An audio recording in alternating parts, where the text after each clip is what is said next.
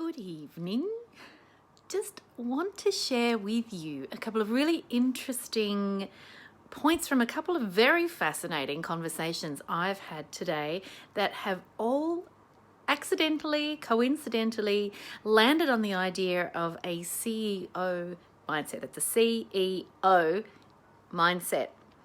Now, I don't know how big your business is, but I know that because I'm the owner of two businesses, I have one business that is large with 14 employees. Well, it's not technically a large business, it's still a small business, but it's big-ish, 14 employees. Now, for me to entertain the notion of having a CEO mindset was something that I thought only applied to really mega big businesses, right? I thought it was something that only applied to corporations. But recently I've been reading a few books, talking to a few people, sharing a few ideas, both with mentoring clients, with mentors, but also with people who are just in the same boat as me. And I've realized that there's something we all have in common, and that is that we have a vision for our business and we need help sometimes actualizing that vision. Now, a CEO usually is someone who's the idea person at the front of the business. So they've got the 3 to 5 year view of where that business is heading. So it actually doesn't matter how big or how small your business is.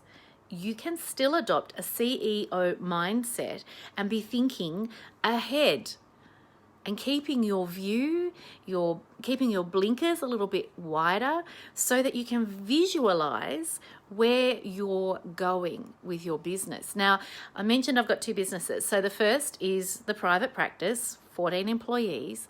The second business is my mentoring business, and that is just me.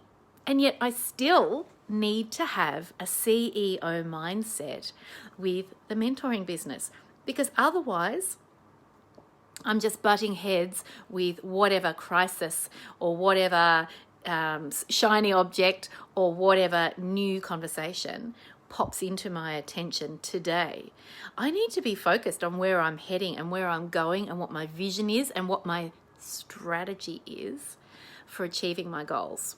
So I've talked a little bit this week about goal setting. I've talked a little bit about having mentors and having guidance, having support, so that when you're setting goals in your business, you can break them down so that they're achievable. You can have someone at your back or at your side in a true mentoring way to cheer you on and keep you motivated and keep you accountable.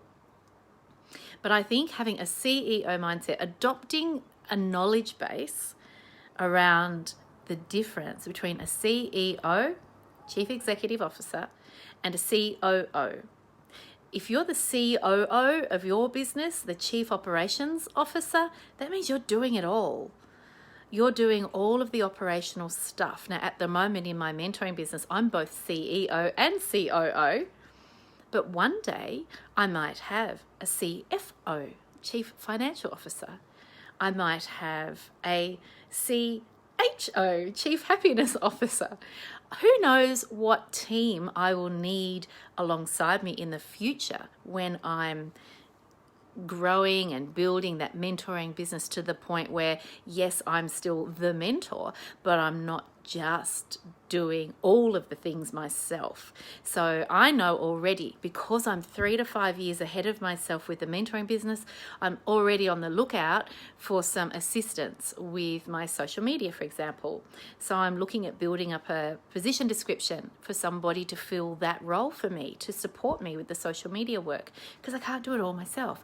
Because I know 3 to 5 years down the track, if I don't have some systems in place now, what I've got in mind for 3 to 5 years down the track ain't gonna happen.